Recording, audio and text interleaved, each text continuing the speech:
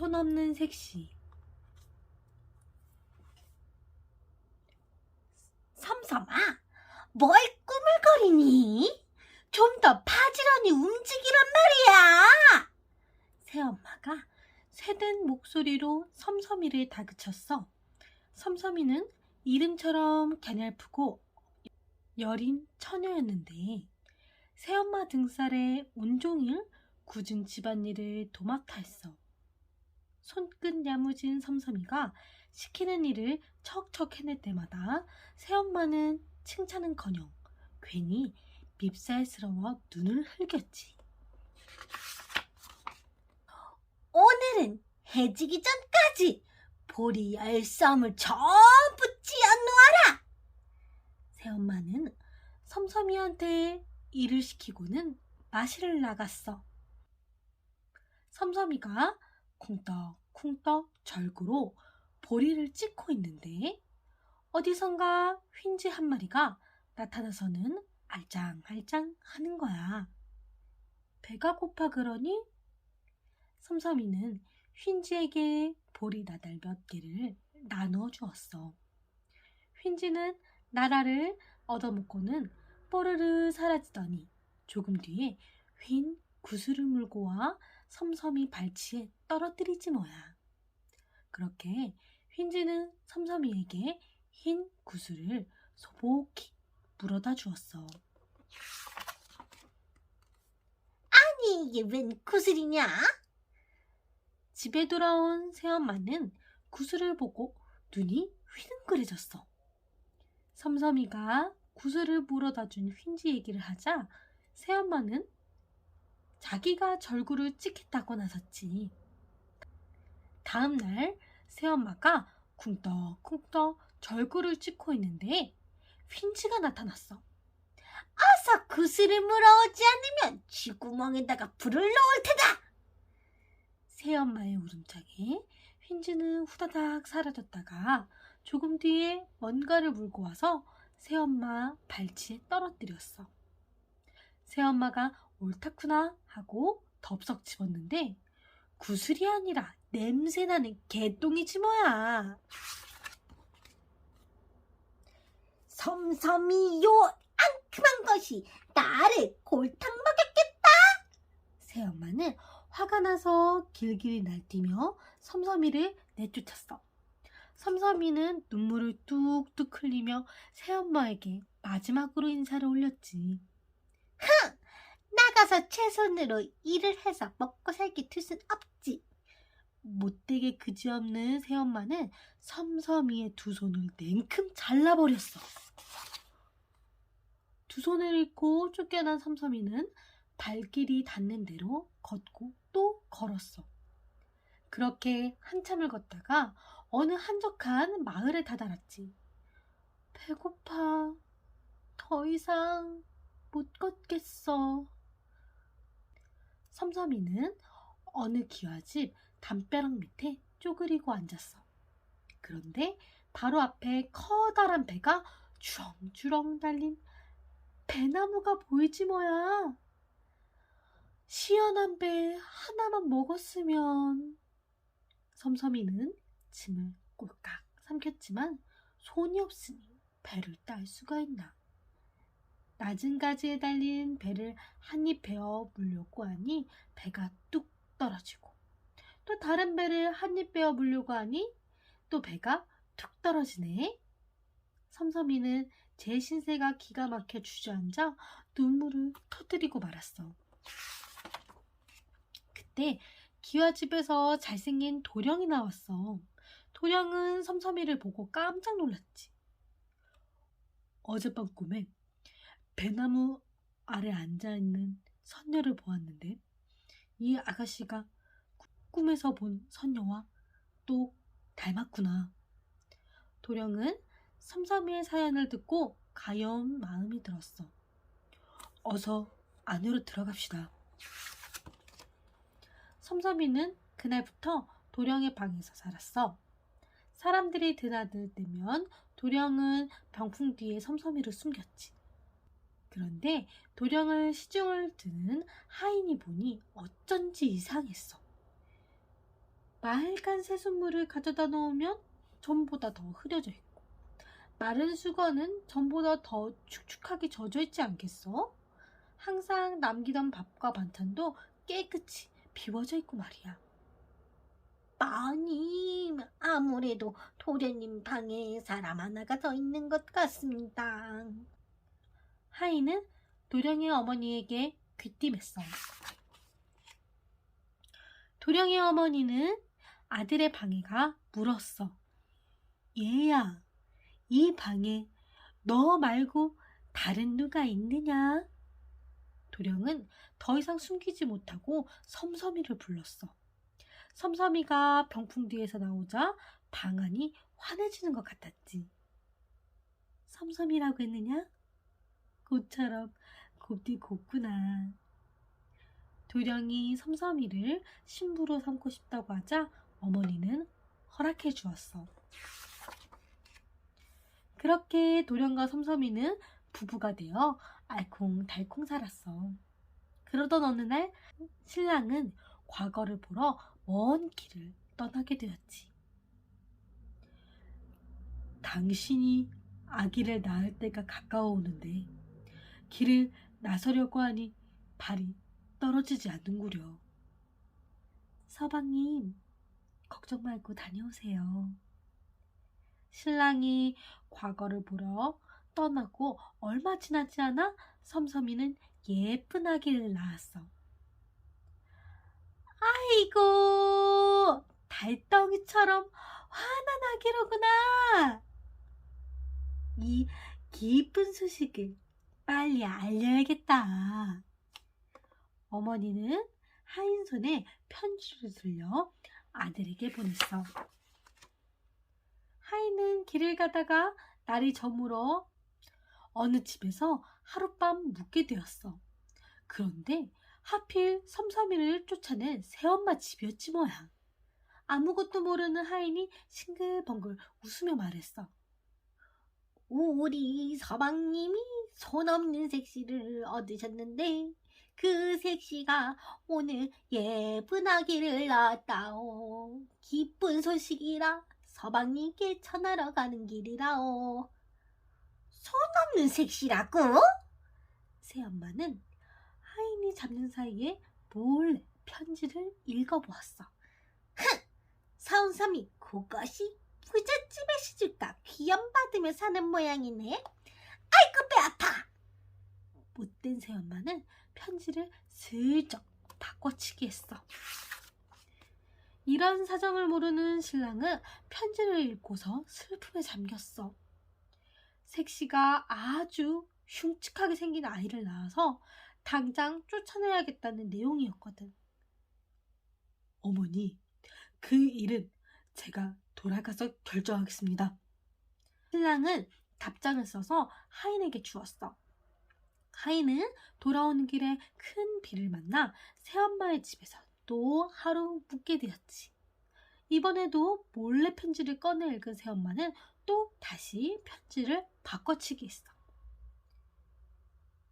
어머니, 당장 색시와 아기를 쫓아내십시오! 어머니는 바뀐 편지를 읽고 어리둥절했어. 색시와 아기를 쫓아내라니. 이게 무슨 소리인지. 하여튼 아들이 시키는 일이니 나도 어쩔 수 없구나. 가엾은 섬섬이는 아기를 데리고 집을 나와야만 했어. 섬섬이는 아기를 업고 헤매고 다니다가 거울처럼 맑은 샘물을 만났어. 목이나 좀 죽여야겠다. 섬섬이가 물을 마시려고 고개를 숙이는데 순간 등에 업은 아기가 샘물로 퐁당 빠지고 말았어. 아이고 내 아가! 섬섬이는 너무 놀라 손 없는 두 팔을 샘물로 급히 뻗었어. 아가야, 아가야!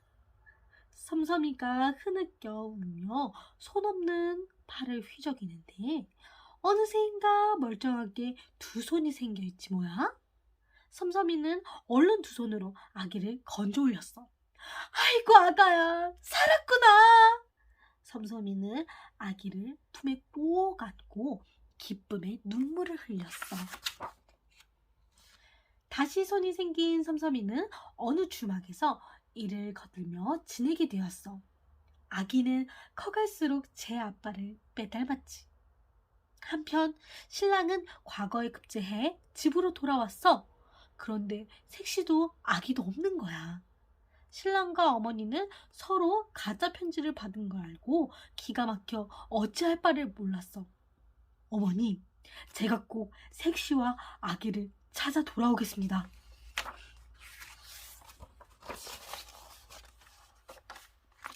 방방곡곡 헤매고 다니던 신랑은 어느새 섬섬이가 있는 주막까지 오게 되었어. 아기를 업고서 밥상을 내오는 섬섬이를 본 신랑은 자꾸만 눈을 끔뻑거렸어. 얼굴은 틀림없이 우리 색시인데 두 손이 있으니. 밥상을 놓고 나가려던 섬섬이가 자기를 빤히 보는 신랑과 눈이 마주쳤어. 서방님 아니신가요? 여보, 당신 맞구려!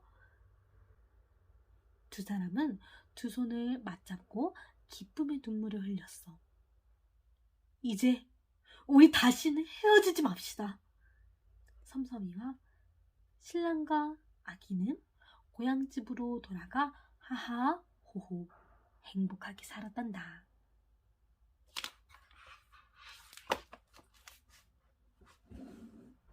제복대기. 옛날 어느 부잣집에 부모가 금이야 오기야 기른 귀한 아들이 하나 있었어. 볕 좋은 어느 날 아들이 마당에서 놀고 있는데 한 스님이 집으로 들어와 하는 말. 이 아이는 15살을 넘기기가 어려울 것 같습니다. 이게 무슨 마른 하늘의 날벼락 같은 소리야. 부모는 스님을 붙들고 아들을 살려달라고 애걸복걸했어. 그럼 아들을 이웃 마을 큰 대문집으로 보내세요. 그 집에서 무슨 일이든 하고 지내면 괜찮을 겁니다. 부모는 어쩔 수 없이 아들을 보냈어. 아들도 눈물을 훔치며 집을 떠났지. 터덜터덜 하염없이 걷다 보니 큰 대문집이 나왔어. 아들은 그 집에 들어가 부탁을 했어. 시키시는 일은 무엇이든 하겠습니다. 이 집에서 지내기만 해주세요. 큰 대문 집주인은 그렇게 하라고 하며 아들을 집으로 들였어. 아들은 그 집 머슴이 되어 시키는 일은 무엇이든 했지. 장작도 패고 아궁이에 불도 지피고 소똥, 말똥도 치웠지. 그러는 사이 아들의 하얀 얼굴은 검댕이 묻어 거뭇거뭇해지고 옷은 누덕누덕해졌지. 그 집에는 딸 셋이 있었어. 첫째 딸과 둘째 딸은 아들을 만날 놀렸어. 제 팔에는 제복대기, 제 두상이 제복대기. 하지만 셋째 딸은 아들에게 먹을 것도 주고 알뜰살뜰 챙겨주었지. 세월이 흘러 제복대기는 어느새 건장한 청년으로 자랐어. 청년이 다 되어서도 예전처럼 굳은 일을 묵묵히 해냈지. 다른 날과 다름없이 제복대기는 나무를 하러 산에 갔어. 그런데 그날따라 장작으로 쓸만한 나무가 없는 거야. 제복대기는 산속으로 깊이 들어갔지. 산속 깊이 들어가니 허연 수염을 길게 늘어뜨린 할아버지가 바위 위에 앉아있네. 자세히 보니 그냥 할아버지가 아니라 신선이야. 제복대기는 신선에게 넙죽절을 했어. 신선은 제복대기를 보고 흐뭇하게 미소 짓더니 조끼 하나를 내어주었어. 제복대기는 엉겁결에 조끼를 받아 입고 단추를 채웠지. 그러자 몸이 하늘로 둥둥 떠오르더니 구름 위로 훨훨 날아가지 뭐야. 제복대기는 조끼를 입고서 하늘 위를 이리저리 날아다녔어. 제복대기는 한참을 날다 조끼 단추를 풀었어. 그러니까 땅 위로 살포시 내려오는 거야. 그런데 신선은 온데간데 없고 지게 한가득 장작이 쌓여있네. 제복대기는 신기한 조끼와 나뭇짐을 가지고 집으로 돌아왔어. 첫째 딸과 둘째 딸은 제복대기가 늦게 돌아왔다고 야단법석이야. 어디서 놀다가 이제 온 거야? 게으름뱅이 제복대기야. 하지만 셋째 딸은 장작 많이 해오느라 힘들었겠다며 제복대기를 걱정해 주었지. 다음 날 건넌 마을에 큰 잔치가 열렸어. 이 집 딸들도 잔치에 가려고 꽃 단장을 했지. 첫째 딸과 둘째 딸은 비단 옷에 티 묻을까, 꽃신에 때 묻을까 조심하느라고 제복대기에 등을 콱콱 밟고 말에 올라탔어. 하지만 셋째 딸은 제복대기를 일으켜 세웠지. 나 혼자 탈 수 있으니 어서 일어나렴. 모두들 잔치에 가고 제복대기만 덩그라니 혼자 남았어. 나도 잔치에 가고 싶다. 문득 제복대기는 어제 받은 신기한 조끼가 생각이 났어. 제복대기는 혼자서 꽃단장을 했어. 얼굴도 팍팍 깨끗이 닦고 머리도 쓱쓱 참하게 빗고 신기한 조끼도 척 걸쳤지. 그러고 나서였는데 누더기 옷이 눈에 들어왔어. 제복대기는 한숨을 푹 쉬었지. 누더기 입고 잔치집에 어찌 갈까? 제복대기는 마음을 접고 다시 집안일을 하기 시작했어. 셋째 딸 방을 치우는데 멀끔한 남자 옷이 보이지 뭐야? 깨끗이 빌려 입고 가져다 놔야겠다. 그런데 다시 또 한숨이 폭 나왔지. 타고 갈 말 하나가 없는데 잔치집에 어찌 갈까? 제복대기는 다시 마음을 접고 말똥을 치우러 마구간에 갔어. 아, 이 말을 타고 가면 되겠구나. 제복대기는 흰 말에 검은 먹물을 칠했어.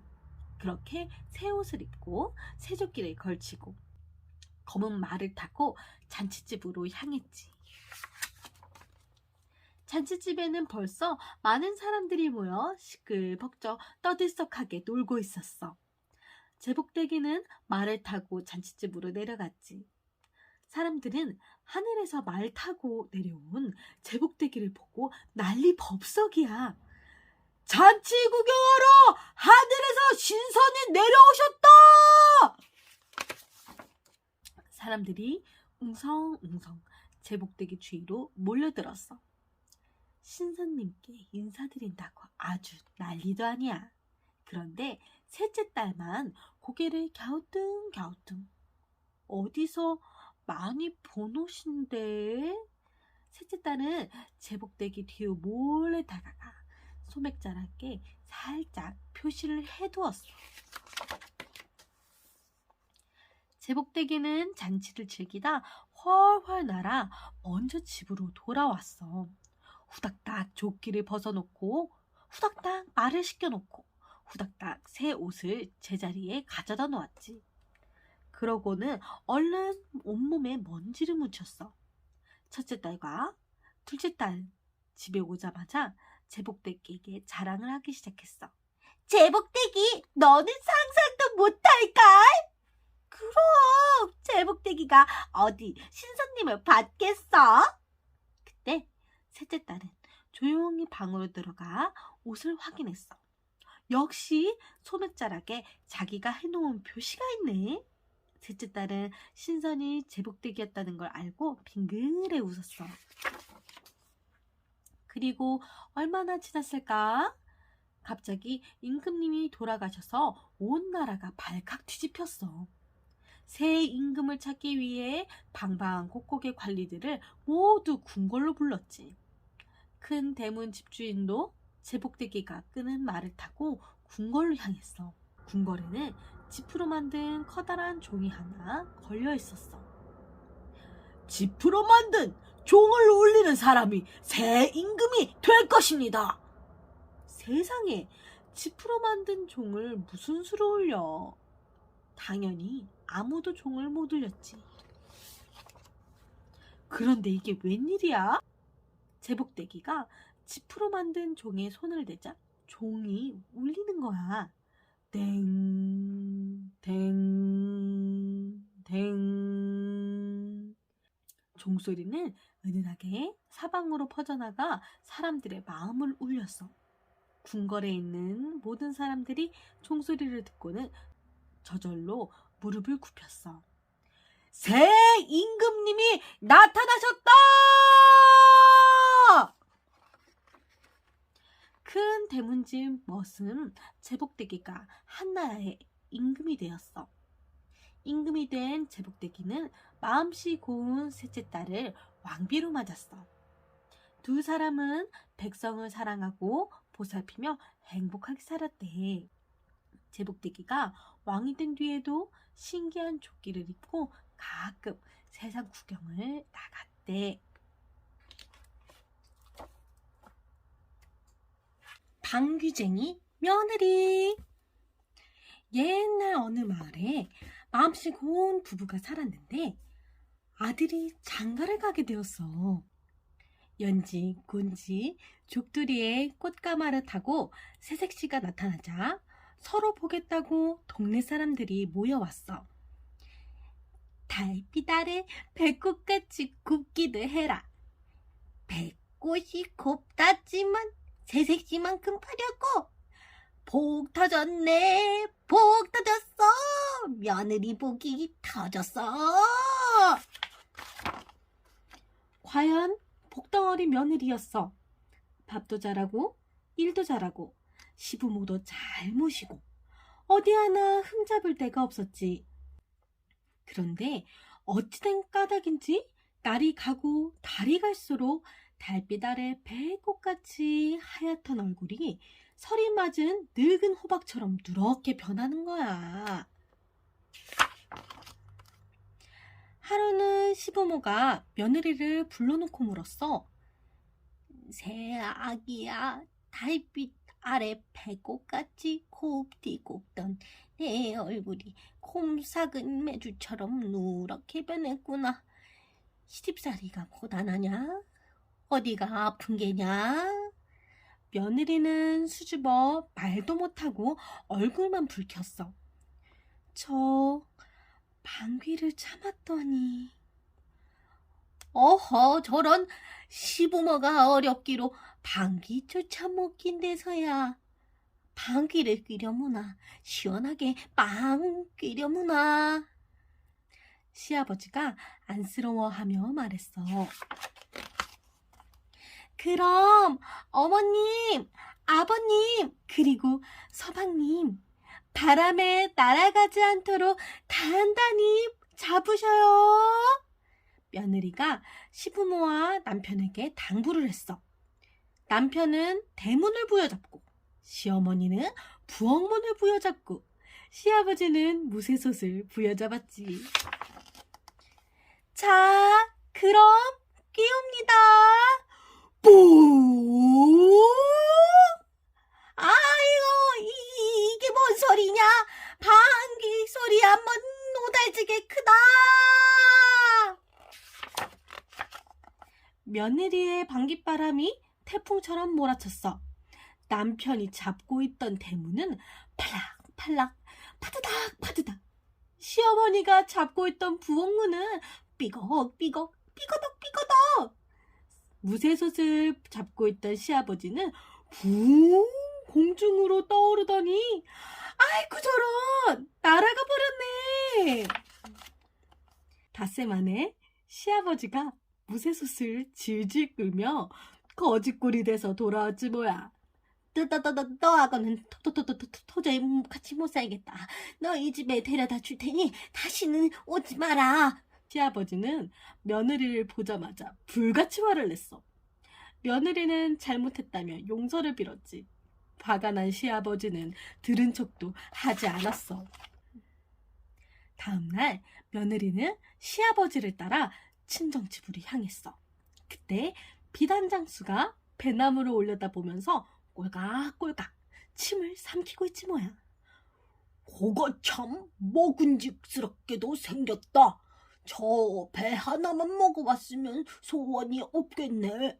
누가 저 배 하나 따주면 이 비단 다 줄 텐데. 제가 따드릴 테니 그 비단 저한테 주시겠어요? 비단장수의 말을 듣고 며느리가 나섰어. 배만 따준다면 이 비단을 다 주고 말고 대신 배를 따지 못하면 나랑 살아야 하오. 비단장수가 으름장을 놓으면서 말했어. 좋아요. 배를 따줄 테니 멀찌감치 물러서 계셔요. 시아버지는 며느리의 말이 떨어지기가 무섭게 커다란 바위 뒤로 가서 숨었어. 며느리가 방귀를 뀌기 시작했어. 방귀 한 방에 배 하나가 툭! 방귀 두 방에 배 두 개가 툭툭! 긴 방귀 한 번에 배 수십 개가 두두두! 아구구구구구구구 내 머리 다 깨지겠네. 다 깨져. 비단이랑 가져가고 방귀 좀 그만 끼시오. 비단장수가 애원하듯 말했어. 그럼 약속대로 이 비단 다 가져가요. 시아버지가 비단을 챙기며 비단장수에게 말했어. 비단장수 양반 만난 배 실컷 잡수시오. 새아기야 가자. 시아버지가 길을 앞장섰어. 며느리의 친정집이 아니라 시집으로 말이야. 사람 잡는 방귀인 줄만 알았더니 비단을 벌어다 주었잖아. 시집으로 돌아온 며느리는 밥 잘하고 일 잘하고 시부모도 잘 모시고 어디 하나 흠잡을 데가 없었지. 이제는 1년 내내 달빛 아래 배꽃같이 곱디고 왔어. 하루에도 2번 방귀를 꿰 수 있었거든. 알고 보니 며느리 방귀가 큰 일꾼이었어. 소 대신 밭 갈지, 우물 파지, 도둑 지키지. 기울어가는 외양간 바로 세우지. 어디 하나 버릴 데가 없지 뭐야. 하루는 꽹가리 잘 치는 새잡이가 방귀를 잘 낀다는 며느리 소문을 듣고 찾아왔어. 소문을 듣자니 며느리가 방귀를 잘 낀다면서. 어디 내 꽹가리 소리하고 누구 소리가 더 큰지 겨뤄보게나. 겨뤄보나마나 우리 새아기 방귀 소리가 더 클 것이 돌아가시게. 시아버지가 썩 나서며 쇠잡이를 다 일렀어. 뭐냐, 내가 지면 1년 동안 이 집 머슴으로 살겠소. 대신 내가 이기면 이 집 며느리가 우리 집에서 1년 동안 부엌일을 해야 하오. 쇠잡이가 겁없이 내기를 걸었어. 이리하여 시합이 시작됐어. 깽깽깽깽깽깽깽. 쇠잡이가 신명나게 꽹가리를 치면 부붕뽕 부붕 부부붕. 며느리가 흥에 겨워 방구를 끼웠어. 깽깽깽깽깽깽 부붕뽕 부붕 부부붕. 쇠잡이가 꽹가리를 3개 치면 칠수록 며느리도 이에 질세라 방귀를 잘만 끼어댔지. 깽깽깽깽깽깽 부붕뽕 부붕 부부붕. 한나절이 지나도록 새잡이와 며느리의 시합은 끝나지 않았어. 깽깽깽깽깽깽깽깽깽깽깽깽 부붕뽕 부붕 부붕 부붕뽕 부붕 부붕. 새잡이는 온몸에 땀을 뻘뻘 흘리며 지쳐가는데 며느리는 시간이 갈수록 더욱 생기가 돌았어. 새잡이는 시합에 지지 않으려고 전 먹던 힘까지 내서 꽹가리를 쳐댔지.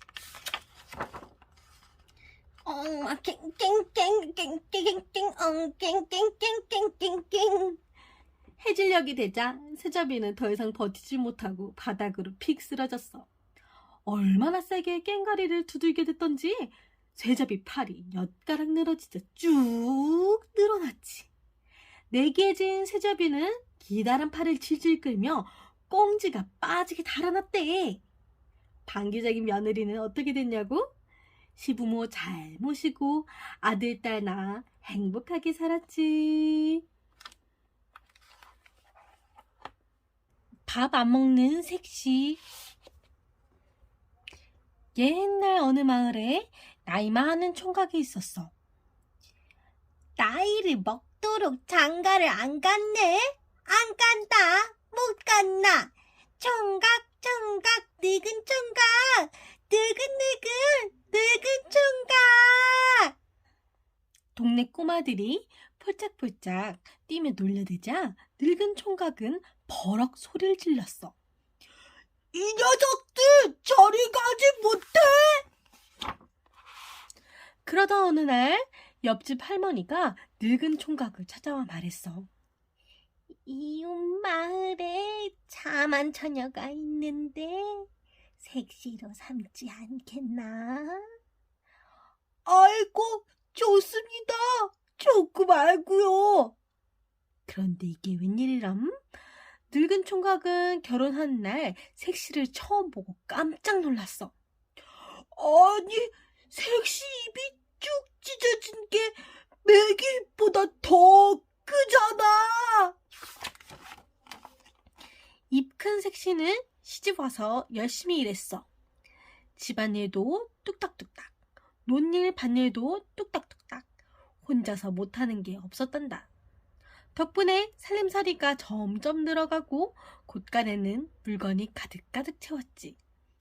늙은 총각, 아니, 늙은 신랑은 신이나 해벌쭉 웃었어. 좋다 좋아. 이러다가 금세 부자가 되겠구나. 하지만 한 가지 문제가 있었지. 입 큰 색시가 커다란 입에 밥을 푹푹 떠넣더란 말이야. 아니, 저 큰 입으로 밥을 얼마나 먹는 거야? 날이 갈수록 색시는 더 큰 밥그릇에 밥을 더 많이 담아 먹었어. 이러다 정말 쌀독에 쌀이 다 없어지는 거 아니야? 밥 먹는 색시를 보는 신랑은 입이 바짝바짝 말랐어. 저 마누라 때문에 집이 망하고 말겠어. 도대체 밥을 얼마나 많이 먹는지 한번 알아봐야겠다. 늙은 신랑은 일하러 나가며 입 큰 색시에게 말했어. 부인, 점심때 일꾼 10명이 먹을 밥을 더 해오시오. 점심때가 되자 입 큰 색시는 늙은 신랑이 먹을 것까지 해서 밥 11그릇을 머리에 이고 성큼성큼 걸어왔지. 서방님, 일꾼 10명은 다 어디에 있나요? 그게 일하다 말고 바쁘다면 다 가버렸지 뭐요. 할 수 없으니 그냥 우리 둘이서 밥을 먹읍시다. 늙은 신랑은 밥을 먹으며 입 큰 색시를 지켜봤어. 그런데 보면 볼수록 속이 부글부글 끓는 거야. 아니, 내가 한 숟가락 먹을 때 한 그릇을 뚝딱 하고 내가 2숟가락 먹을 때 2그릇을 뚝딱 먹어 치우잖아? 저 마누라가 혼자 밥 10그릇을 싹싹 먹어버렸어. 내가 밥 한 그릇을 먹는 사이에 말이야. 이를 어쩐담, 이를 어째, 이러다가 쫄딱 망하겠구나. 늙은 신랑의 마음을 아는지 모르는지 입 큰 색시는 밥을 다 먹고는 끄 트림을 했어. 그러고는 빈 밥그릇들을 거두어 성큼성큼 가버렸지. 늙은 신랑은 한동안 멍하니 앉아 있었어. 그러다가 퍼뜩 정신을 차리고 부랴부랴 집으로 달려갔지. 그런데 글쎄 집 굴뚝에서 연기가 나고 있지 뭐야. 밥 10그릇을 먹고도 부족해. 또 밥을 짓는단 말이야? 늙은 신랑은 씩씩대며 입 큰 색시가 있는 곳으로 갔어. 가보니 색시가 큰 가마솥 가득 콩을 달달 볶으며 한 알, 두 알 얌얌 먹고 있더란 말이야. 늙은 신랑은 입 큰 색시를 향해 버럭버럭 소리 질렀어. 당신과 살다가는 내 살림이 금방 거덜나겠소. 당장 내 집에서 나가시오. 늙은 신랑은 결국 입 큰 색시를 쫓아내고 말았어. 그 큰 입으로 내 집 쌀을 몽땅 먹어치울 뻔했네. 역시나 입이 크니 밥도 많이 먹잖아. 안 되겠어. 이번에는 밥을 조금 먹는 색시를 얻어야지. 늙은 신랑은 직접 색시를 구하겠다며 이 마을 저 마을 색시감을 찾아다녔지. 드디어 늙은 신랑은 마음에 꼭 드는 색시를 찾았어. 좋다 좋아. 색시 입이 콩알보다 더 작구나. 입이 아주 작으니 밥도 아주 조금 먹겠지? 저 작은 입으로 밥 숟가락이 들어가기는 하나? 늙은 신랑은 색시의 조그만한 입을 보며 희죽희죽 웃었어. 입 작은 색시는 시집와서 빙둥빙둥 놀기만 했어. 꽃 보고 놀고 그대 타며 놀고 거울 보며 놀았지. 집안일도 안 하고 논일, 밭일도 안 했어. 다만 밥 짓는 일만은 꼬박꼬박 잘했지 뭐야. 사방님 식사하세요. 차려온 밥상을 보고 늙은 신랑은 해벌쭉 웃었어. 내 밥은 커다란 밥그릇에 수북이 담고 자기는 조그만한 그릇에 밥알 몇 개만 담았네 그려. 좋다 좋아. 이제는 쌀떡의 쌀이 푹푹 줄지 않겠구나. 색시는 작은 입에 밥 한 톨씩 넣고 오물오물 먹었어. 그런데 정말 이상했어. 입 작은 색시가 밥을 그렇게 조금 먹는데도 집에 있는 쌀이 순식간에 쑥쑥 사라지는 거야. 그거 참 희한한 일이로세. 밥 많이 먹는 입 큰 색시랑 살 때보다 쌀이 더 팍팍 주르니.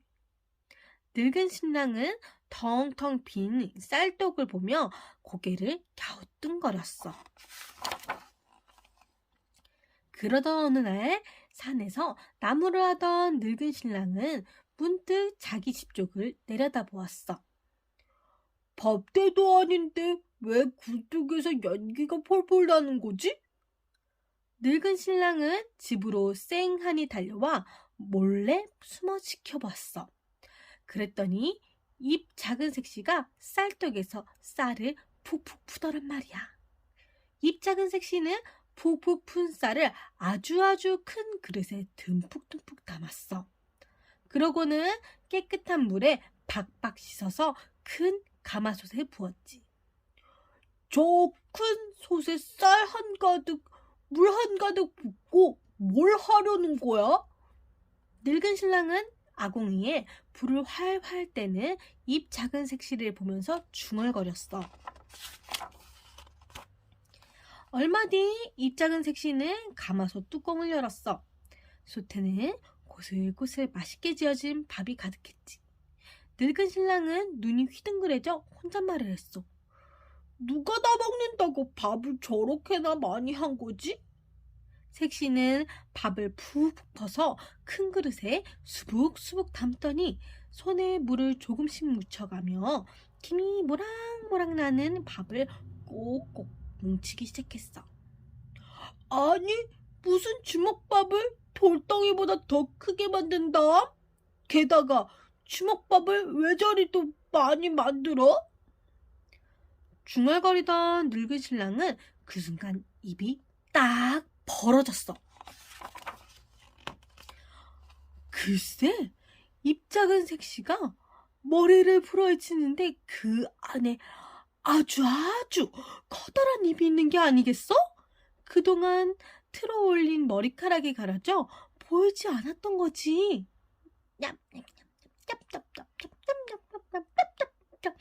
커다란 입은 돌덩이보다 큰 주먹밥을 넣어주는 대로 덥석덥석 잘도 받아먹었어.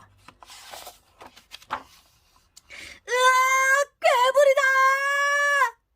늙은 신랑은 너무 놀라 까무러칠 뻔했어. 고래고래 소리 지르며 불이 나게 도망치기 시작했지. 아이고, 내가 괜한 사람을 쫓아내서는. 늙은 신랑은 이 큰 색시를 쫓아낸 걸 후회했어. 그래서 이 큰 색시를 다시 찾으러 이 마을 저 마을을 헤매고 다녔단다. 선녀와 나무꾼. 어느 깊고 깊은 산골 마을에 나무꾼이 있었단다. 나무꾼은 나무를 해서 내다 팔며 홀어머니를 모시고 살았지. 그날도 나무꾼은 열심히 나무를 하고 잠시 앉아 쉬었어. 아, 이 나이가 되도록 장가도 못 가고 나 같은 가난뱅이한테 시집올 색시가 있을까? 나무꾼은 중얼거리며 한숨을 푹 내쉬었어. 그때 노루 한 마리가 달려와 다급하게 말했어. 살려주세요! 살려주세요! 사냥꾼이 쫓아와요! 나무꾼이 얼른 노루를 숨겨주었어. 뒤이어 사냥꾼이 뛰어왔지. 혹시 이 근처에서 노루 한 마리 못 봤소? 아, 노루라면 저쪽 숲속으로 뛰어가다이다. 사냥꾼은 나무꾼이 가리키는 쪽으로 헐레벌떡 달려갔어. 나무꾼님, 고맙습니다. 저를 살려주셨으니 보답을 할게요.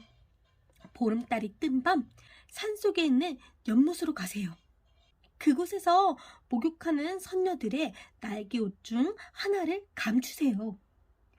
옷의 주인인 선녀를 색시로 삼으시되 옷을 보여주면 안 돼요.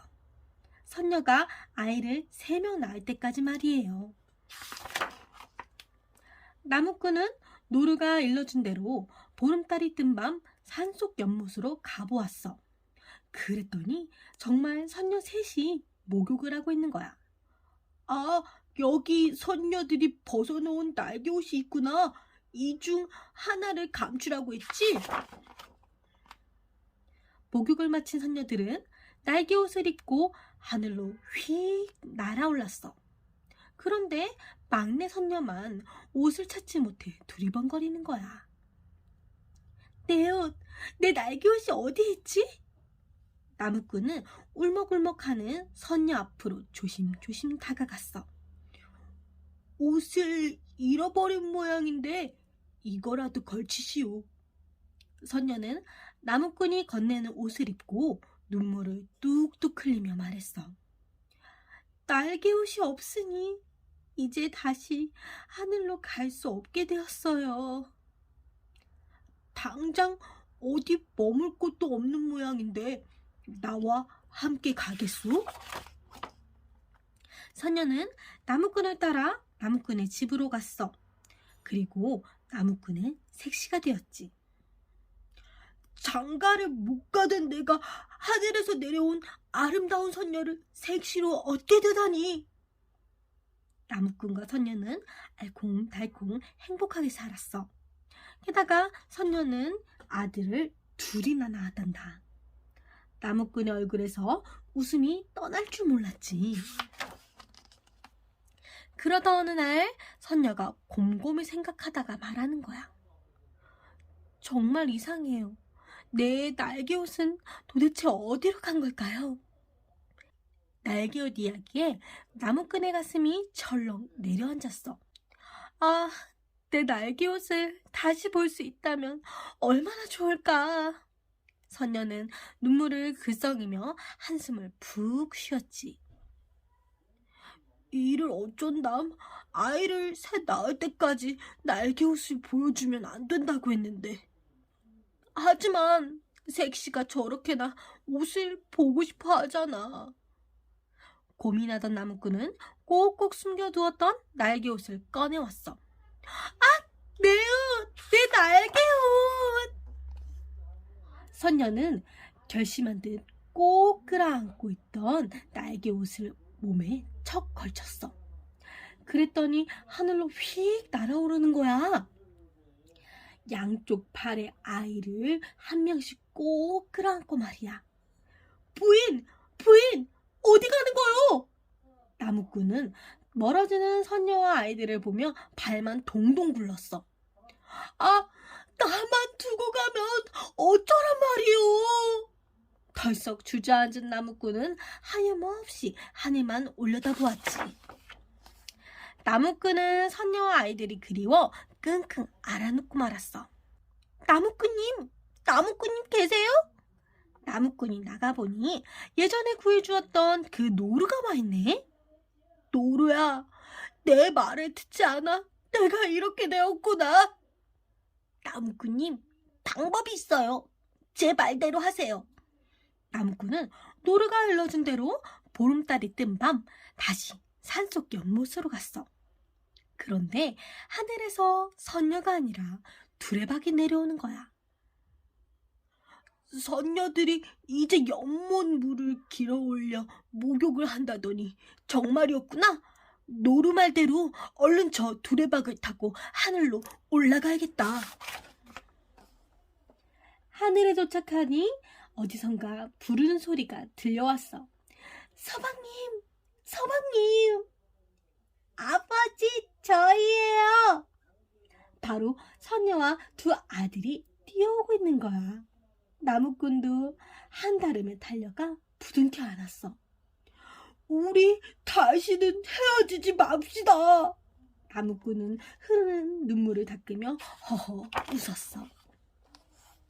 나무꾼은 선녀의 아버지인 옥황상제에게 인사를 하러 갔어. 옥황상제는 나무꾼을 못마땅한 얼굴로 바라보았지. 감히 내가 이 옥황상제의 사위가 되겠다는 말이냐? 좋다. 그럼 지금부터 내가 시키는 일 3가지를 하거라. 만일 하나라도 실패한다면 당장 그 땅으로 내려가야 한다. 첫 번째로 내가 어디에 숨어 있는지 찾아보거라. 펑! 옥황상제는 말을 끝내자마자 감쪽같이 사라져버렸어. 아, 무슨 수로 이곳에서 옥황상제를 찾아낸지? 나무꾼은 두리번거리며 한숨을 푹 내쉬었어. 그때 선녀가 살며시 다가오더니 속삭이는 거야.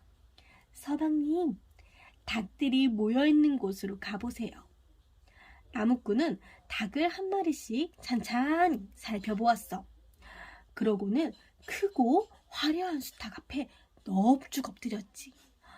아이고, 장인어른, 왜 여기 이런 모습으로 계십니까? 그러자 펑 하며 옥황상제가 본 모습으로 돌아왔어. 용하게도 찾아냈구나.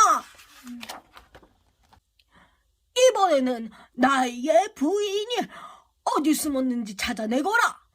하지만 이 넓은 곳에서 사라진 장모를 찾을 길이 있나? 나무꾼이 또 한숨을 푹 쉬며 멍하니 있는데 선녀가 다가와 소곤소곤 말하는 거야. 서방님, 돼지들이 모여있는 곳으로 가보세요. 나무꾼은 꿀꿀대는 돼지들 앞으로 얼른 달려갔어. 그러고는 납작 엎드려 큰 소리로 외쳤지. 아이고, 장모님! 아름다운 분이 돼지로 변해시다니요. 팡! 옥황상제는 본 모습으로 돌아온 부인을 보며 헛기침을 했어. 그거 참 제법이로구나. 자, 이제 마지막이다. 이 2개의 화살을 모두 찾아오너라. 옥황상제는 이렇게 말하고는 화살 2개를 연달아 휙휙 쏘았어. 화살 하나는 나무꾼의 오른쪽으로, 다른 하나는 왼쪽으로 날아갔지. 게다가 화살이 어찌나 빠른지 눈에 보이지도 않더란 말이야. 아버지, 걱정 마세요. 저희가 화살을 찾아올게요. 나무꾼의 2 아들은 새로 변해 번개처럼 날아가 화살을 물어왔어. 여기 화살 2개를 모두 가지고 왔습니다.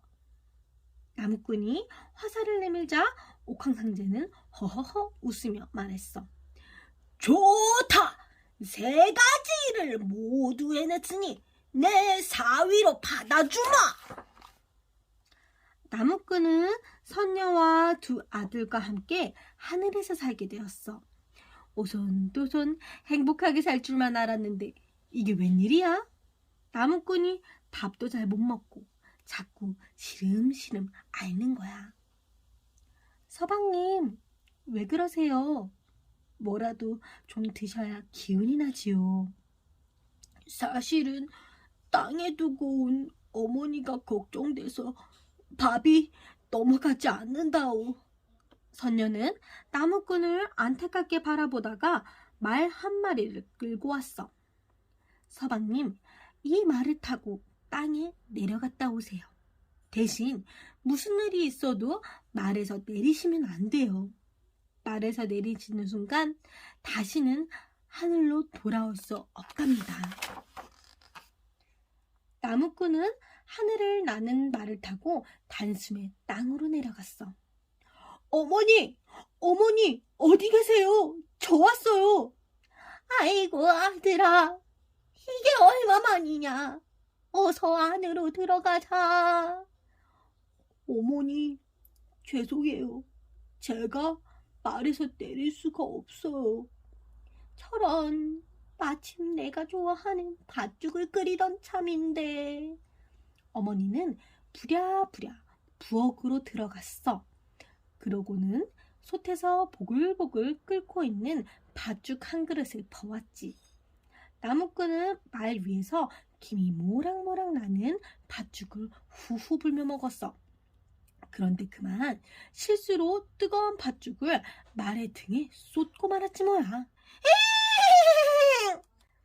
놀란 말은 벌쩍 뛰었고 나무꾼은 말에서 쿵 떨어졌어. 나무꾼을 남겨둔 채 말은 하늘로 날아가 버렸어. 그날 이후 나무꾼은 날이면 날마다 하늘만 올려다보았단다. 그러다 마침내 수탉이 되고 말았지. 꼬꼬! 꼬꼬! 하늘 향해 목을 쭉 빼고 목청껏 우는 수탉을 본 적이 있니? 혹시 수탉으로 변한 나무꾼이 하늘을 향해 부인, 잘 있어? 애들아, 보고 싶구나 하고 외치는 건 아닐까?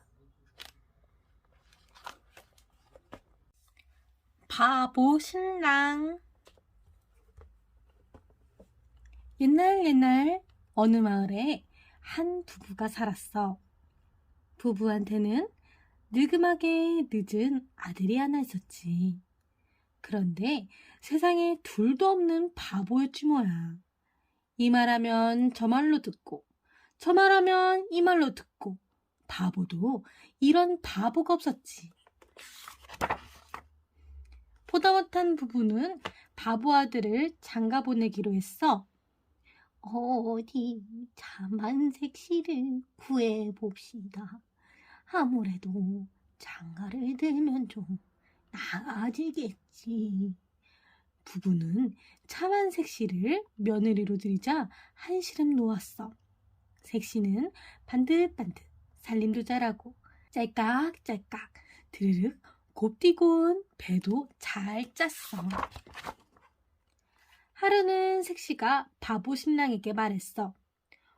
오늘 장에 가서 배 3피를 모두 팔아오세요. 바보 신랑이 머리를 갸우뚱했어. 이건 얼마를 받고 팔아야 돼?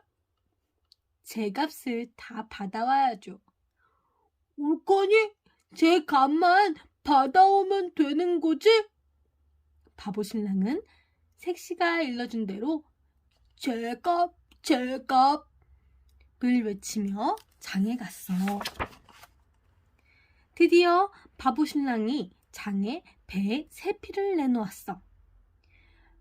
배가 참 곱구려. 값이 얼마요?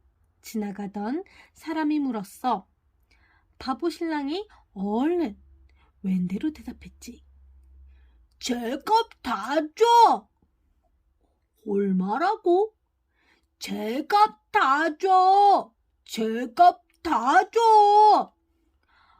아니, 도대체 얼마를 내라는 거야? 값을 알아야 물건을 사지. 해가 저물도록 배에 한 피에도 못 팔고 집으로 터덜터덜 돌아오는 길이었지. 한겨울에 바람까지 쌩 생분이 그리 춥더래. 아이고, 나만 추운 줄 알았더니 너도 춥겠구나.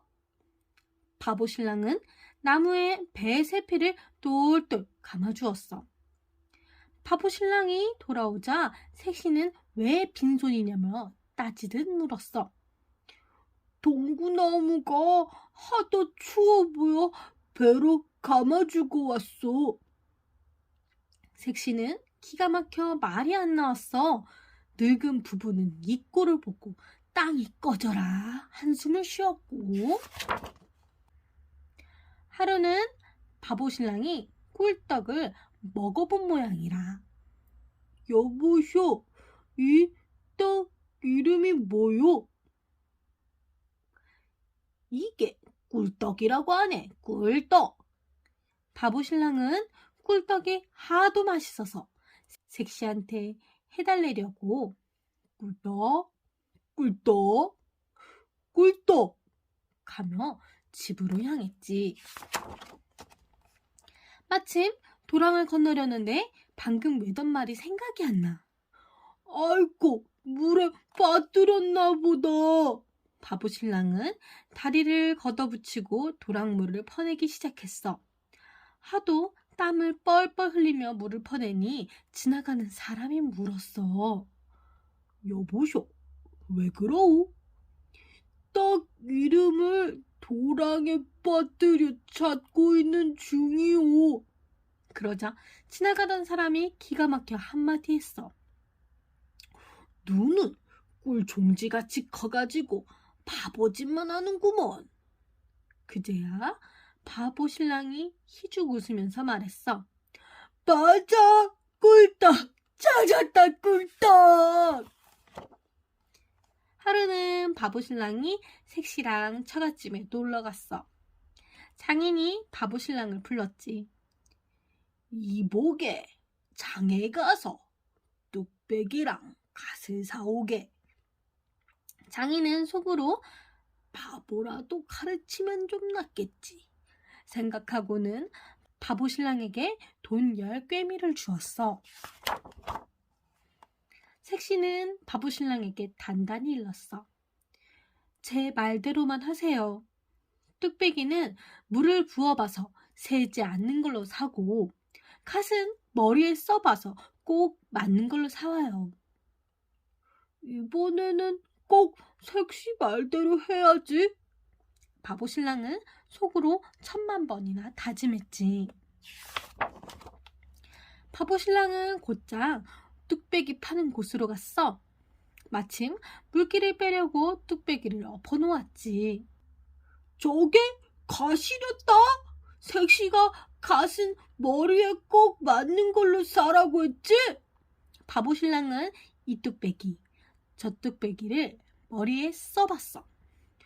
아이고, 무슨 갓이 이리 무거운 거지?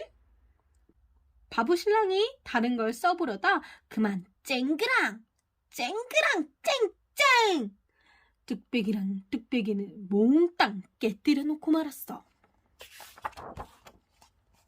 이번에는 갓을 파는 곳으로 갔어. 마침 볕에 말리려고 갓을 뒤집어 놓았지. 저게 뚝배기랬다? 색시가 뚝배기는 물이 새지 않는 걸로 사라고 했지? 바보 신랑은 이갓 저갓에 물을 죄다 부어봤어. 어이구, 뚝배기에 왜 구멍이 이리 많은 거야? 이 갓에서도 물이 줄줄, 저 갓에서도 물이 질질. 갓이란 갓은 몽땅 물에 적셔놓고 말았지. 바보 신랑은 물건값을 몽땅 물어주고 빈털터리가 되었어. 색시랑 장인, 장모 볼 낯이 없었지. 그래, 깜깜한 밤이 돼서야 집으로 엉금엉금 기어왔어. 어찌나 배가 고프던지 부엌에 몰래 슬금 들어가서 찬밥 한 덩이를 들고 장독대로 살금살금 갔지. 작은 항아리를 여니 잘 익은 김치가 들어있네. 바보 신랑은 침을 꿀꺽 삼키며 손을 쑥 집어넣고 큼지막한 김치 한 통을 왕창 들어올렸지. 그런데 아무래도 손이 빠지질 않는 거야. 아이고, 이 항아리가 사람을 무네. 항아리야, 내 손 물지 말고 내 손 내놔라. 바보 신랑은 손이 낀 항아리를 들고 이리저리 흔들어 대다가 와장창 창창 장독대 항아리를 모두 깨뜨리고 말았지. 장인은 바보 신랑 꼴을 보고 한숨을 푹푹 내쉬었어. 아이고, 저 바보를 어쩔꼬. 장모는 아예 이불을 뒤집어 쓰고 누워버렸어. 바보 신랑은 색시가 쏜 죽을 가지고 와서는 장모가 거꾸로 누운 줄도 모르고 장모 엉덩이에다 대고 말했어. 아이고, 장모님, 배가 고프실 텐데 죽 좀 잡수세요. 장모는 바보 신랑 꼴이 하도 웃어 꾹 참다가 그만 방귀를 뽕 끼고 말았지. 그러자 바보 신랑은 방귀 소리를 듣고는 이렇게 말하는 거야. 장모님, 어제 쓴 죽이니 후후 불지 않고 잡수셔도 돼요. 장모는 하도 기가 막혀 말이 없자 바보 신랑이 말했어. 장모님, 빨리 입 벌리세요. 그러면서 장모 엉덩이를 숟가락으로 쿡쿡 찌르는 거야.